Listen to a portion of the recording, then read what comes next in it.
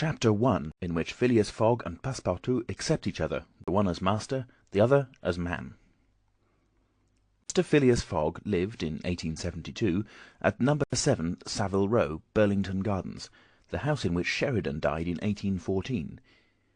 He was one of the most noticeable members of the Reform Club, though he seemed always to avoid attracting attention, an enigmatical personage about whom little was known, except that he was a polished man of the world. People said that he resembled Byron, at least that his head was Byronic, but he was a bearded, tranquil Byron, who might live on 1,000 years without growing old. Certainly an Englishman, it was more doubtful whether Phileas Fogg was a Londoner. He was never seen on 'Change, nor at the bank, nor in the counting-rooms of the city. No ships ever came into London docks of which he was the owner. He had no public employment. He had never been entered at any of the Inns of Court, either at the Temple, or Lincoln's Inn, or Gray's Inn, nor had his voice ever resounded in the Court of Chancery, or in the Exchequer, or the Queen's Bench, or the ecclesiastical courts. He certainly was not a manufacturer, nor was he a merchant or a gentleman farmer. His name was strange to the scientific and learned societies, and he never was known to take part in the stage deliberations of the Royal Institution, or the London Institution, the Artisans' Association, or the Institution of Arts and Sciences. He belonged, in fact, to none of the numerous societies which swarm in the English capital, from the Harmonic to that of the Entomologists, founded mainly for the purpose of abolishing pernicious insects. Phileas Fogg was a member of the Reform, and that was all. The way in which he got admission to this exclusive club was simple enough. He was recommended by the Barings, with whom he had an open credit. His cheques were regularly paid at sight from his account current, which was always flush. Was Phileas Fogg rich? Undoubtedly. But those who knew him best could not imagine how he had made his fortune, and Mr. Fogg was the last person to whom to apply for the information. He was not lavish, nor, on the contrary, avaricious, for whenever he knew that money was needed for a noble, useful, or benevolent purpose, he supplied it quietly and sometimes anonymously. He was, in short, the least communicative of men. He talked very little, and seemed all the more mysterious for his taciturn manner.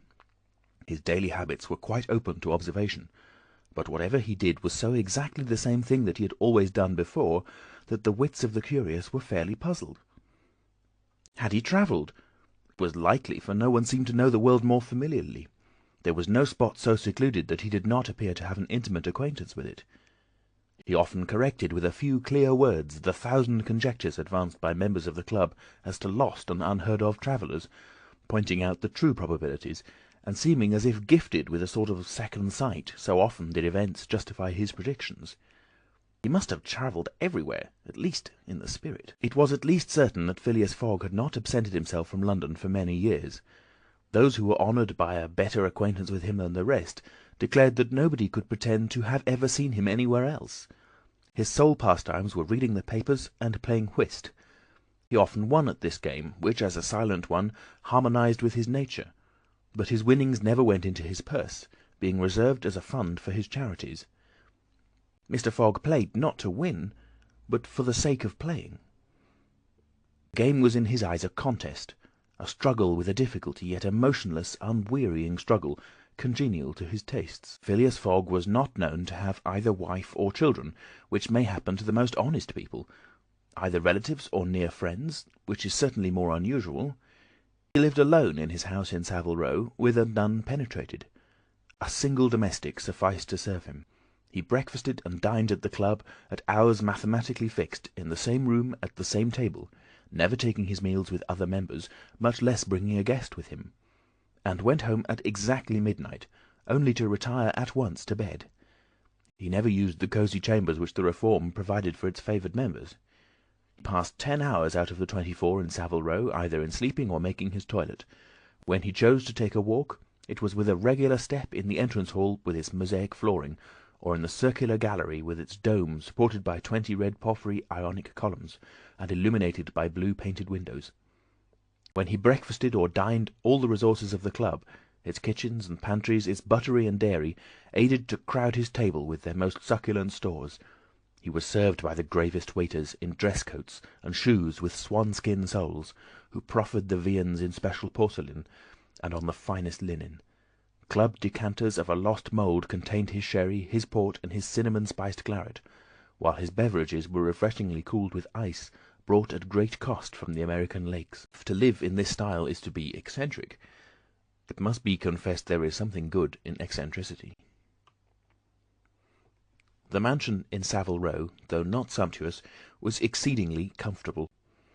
The habits of its occupant were such as to demand but little from the sole domestic, but Phileas Fogg required him to be almost superhumanly prompt and regular.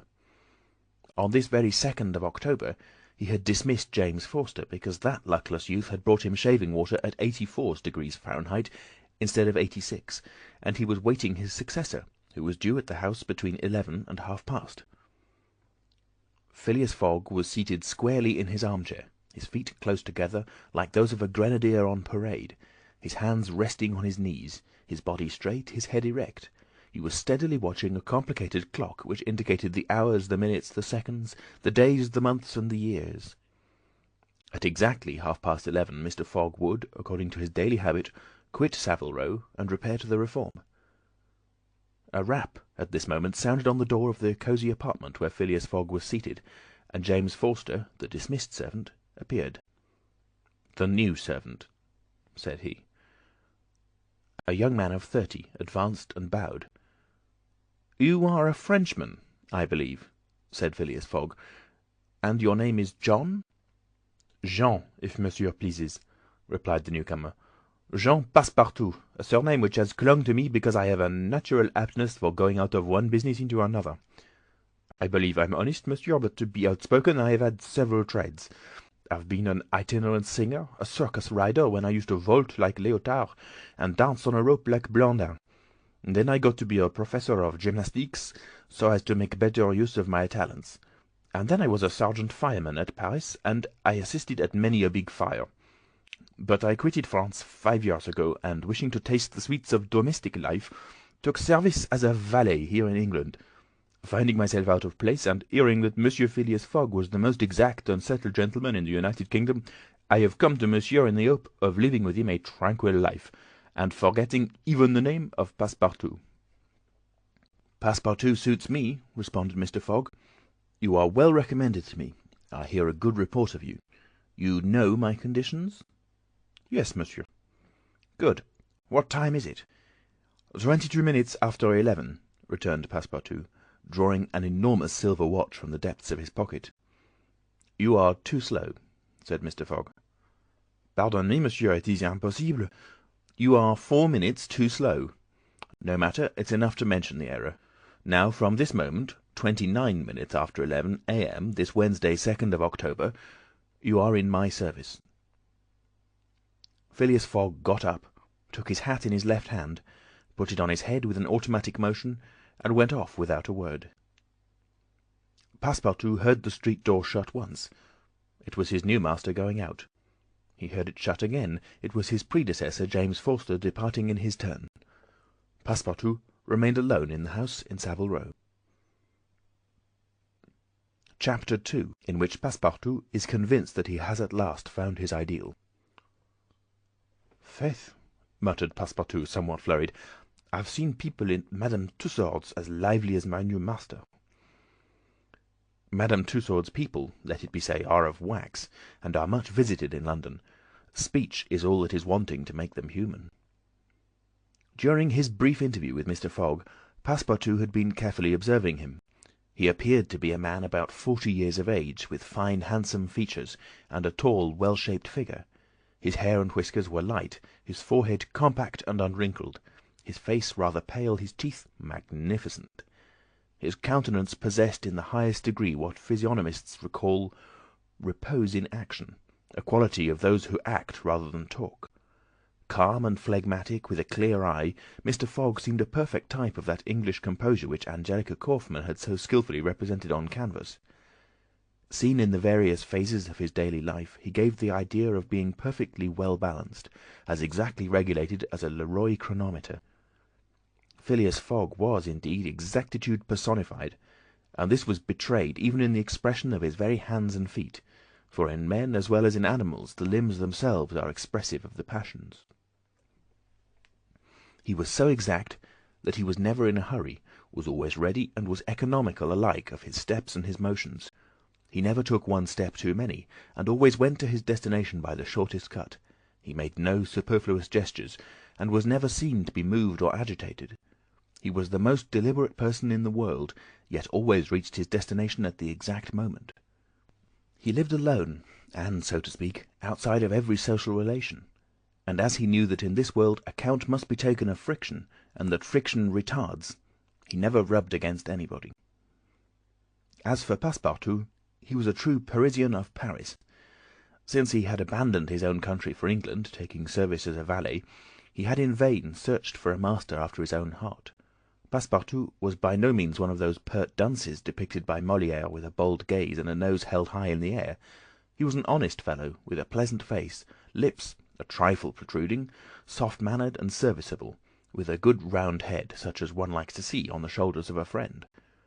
His eyes were blue, his complexion rubicund, his figure almost portly and well built, his body muscular, and his physical powers fully developed by the exercises of his younger days.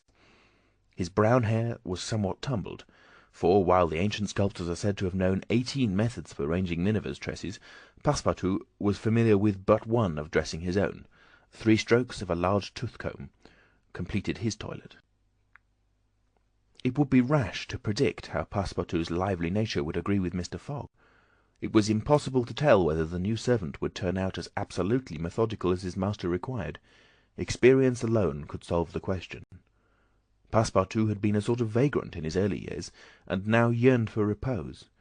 But so far he had failed to find it, though he had already served in 10 English houses. But he could not take root in any of these. With chagrin he found his masters invariably whimsical and irregular, constantly running about the country or on the lookout for adventure. His last master, young Lord Longferry, Member of Parliament, after passing his nights in the Haymarket taverns, was too often brought home in the morning on policemen's shoulders. Passepartout, desirous of respecting the gentleman whom he served, ventured a mild remonstrance on such conduct, which, being ill received, he took his leave. Hearing that Mr. Phileas Fogg was looking for a servant, and that his life was one of unbroken regularity, that he neither travelled nor stayed from home overnight, he felt sure that this would be the place he was after. He presented himself, and was accepted, as has been seen. At 11:30, then, Passepartout found himself alone in the house in Savile Row. He began its inspection without delay, scouring it from cellar to garret. So clean, well-arranged, solemn a mansion pleased him. It seemed to him like a snail's shell, lighted and warmed by gas, which sufficed for both these purposes. When Passepartout reached the 2nd story, he recognized at once the room which he was to inhabit, and he was well satisfied with it. Electric bells and speaking tubes afforded communication with the lower stories, while on the mantel stood an electric clock, precisely like that in Mr. Fogg's bedchamber, both beating the same second at the same instant. "Well, that's good, that'll do," said Passepartout to himself. He suddenly observed, hung over the clock, a card which, upon inspection, proved to be a programme of the daily routine of the house. It comprised all that was required of the servant from 8 in the morning, exactly at which hour Phileas Fogg rose, till 11:30, when he left the house for the Reform Club.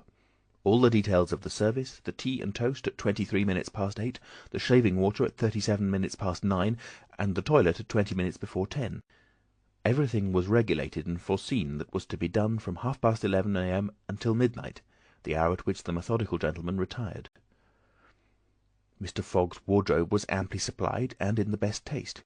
Each pair of trousers, coat, and vest bore a number, indicating the time of year and season at which they were in turn to be laid out for wearing, and the same system was applied to the master's shoes.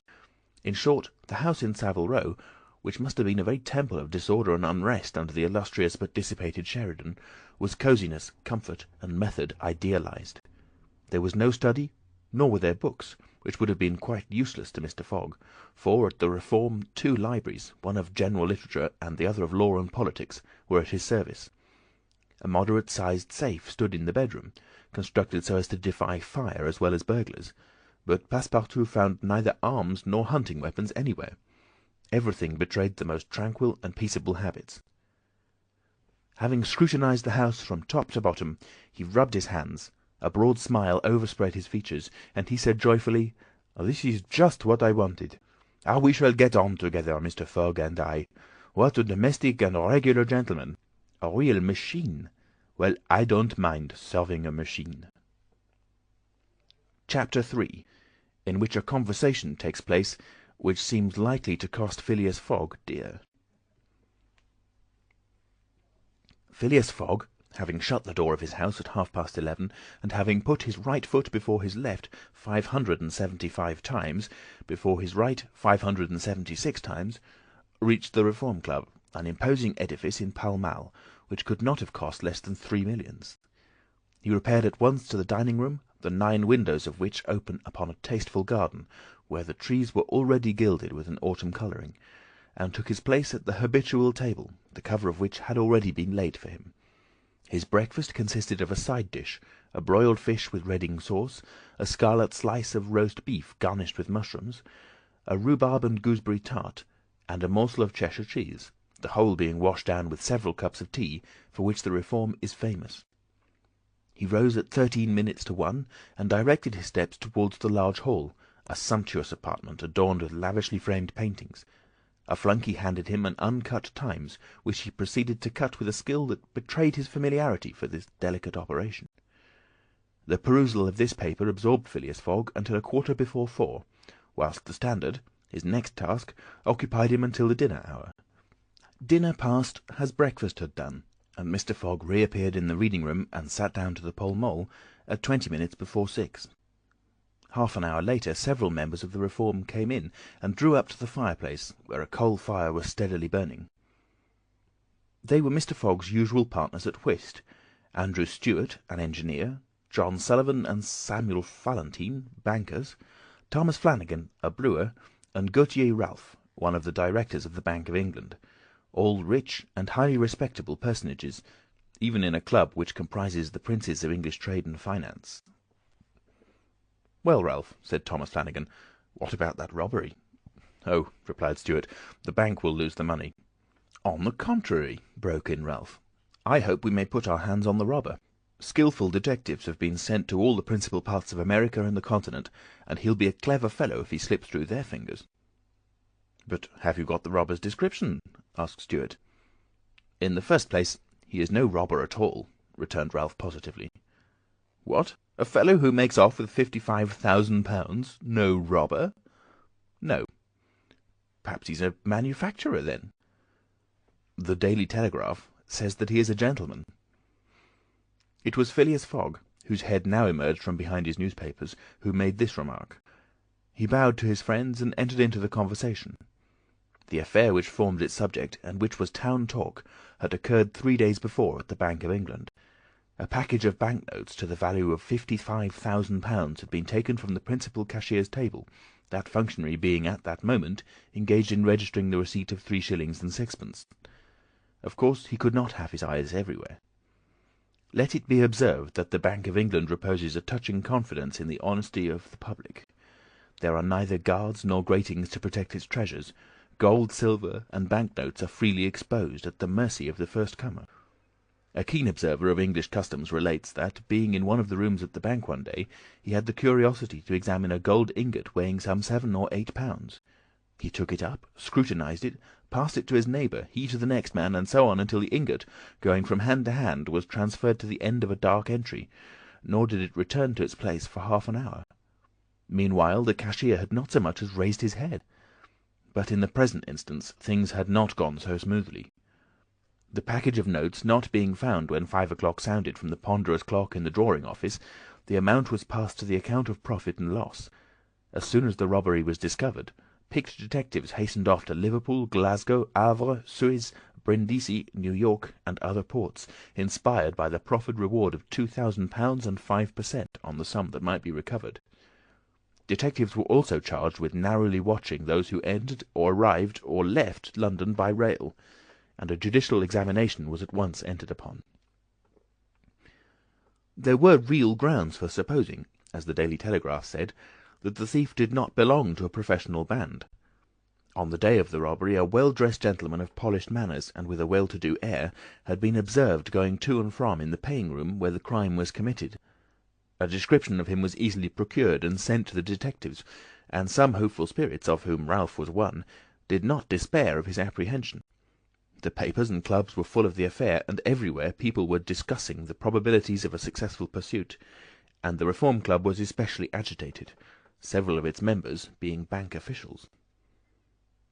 Ralph would not concede that the work of the detectives was likely to be in vain, for he thought that the prize offered would greatly stimulate their zeal and activity. But Stuart was far from sharing this confidence, and as they placed themselves at the whist table, they continued to argue the matter. Stuart and Flanagan played together, while Phileas Fogg had Valentine for his partner. As the game proceeded, the conversation ceased, excepting between the rubbers, when it revived again. "I maintain," said Stuart, "that the chances are in favour of the thief, who must be a shrewd fellow." "Well, where can he fly to?" asked Ralph. "No country is safe for him." "Pshaw! Where could he go, then?" "Oh, I don't know that. The world is big enough." "It was once," said Phileas Fogg in a low tone. "Cut, sir," he added, handing the cards to Thomas Flanagan. The discussion fell during the rubber, after which Stuart took up its thread. "What do you mean, once? Has the world grown smaller?" "Certainly," returned Ralph. "I agree with Mr. Fogg. The world has grown smaller, since a man can now go around it 10 times more quickly than 100 years ago, and that is why the search for this thief will be more likely to succeed. And also why the thief can get away more easily." "Be so good as to play, Mr. Stuart," said Phileas Fogg. But the incredulous Stuart was not convinced, and when the hand was finished, said eagerly, "You have a strange way, Ralph, of proving that the world has grown smaller. So, because you can go round it in 3 months—" "In 80 days," interrupted Phileas Fogg. "That is true, gentlemen," added John Sullivan. "Only in 80 days, now that the section between Rothal and Allahabad on the great Indian Peninsular Railway has been opened. Here's the estimate made by the Daily Telegraph. From London to Suez via Mont Cenis and Brindisi, by rail and steamboats, 7 days. From Suez to Bombay by steamer, 13. From Bombay to Calcutta by rail, 3. From Calcutta to Hong Kong by steamer, 13. From Hong Kong to Yokohama, Japan, by steamer, 6. From Yokohama to San Francisco by steamer, 22. From San Francisco to New York by rail, 7. From New York to London by steamer and rail, 9. Total, 80 days. "Yes, in 80 days," exclaimed Stuart, who in his excitement made a false deal. "But that doesn't take into account bad weather, contrary winds, shipwrecks, railway accidents, and so on." "All included," returned Phileas Fogg, continuing to play despite the discussion. "But suppose the Hindus or Indians pull up the rails," replied Stuart. "Suppose they stop the trains, pillage the luggage vans, and scalp the passengers." "All included," calmly retorted Fogg, adding, as he threw down the cards, 2 trumps. Stuart, whose turn it was to deal, gathered them up and went on. "You are right theoretically, Mr. Fogg, but practically—" "Practically also, Mr. Stuart.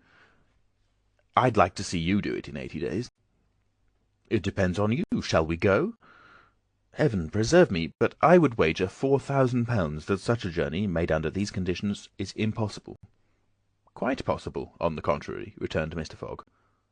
"Well, make it, then. The journey round the world in 80 days?" "Yes."